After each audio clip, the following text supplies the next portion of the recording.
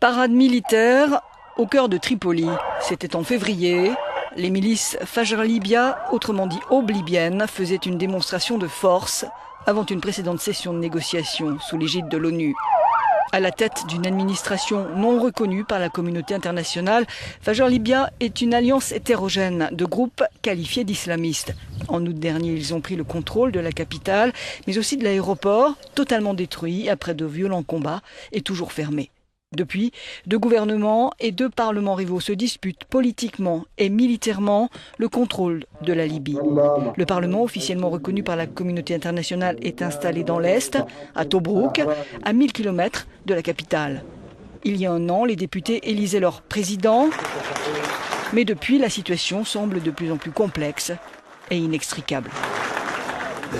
Un troisième acteur est entré en scène et de façon extrêmement violente, le groupe État islamique. Depuis juin dernier, ces combattants ont notamment pris le contrôle de la ville hautement symbolique de Sirte. Dans l'est du pays, les troupes loyales au gouvernement officiel affrontent régulièrement ces combattants, comme ici à Benghazi, la 2e ville du pays.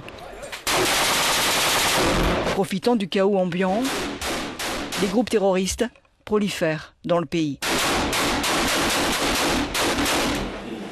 Dans ce contexte, la Libye est devenue l'une des principales plaques tournantes pour le trafic d'êtres humains.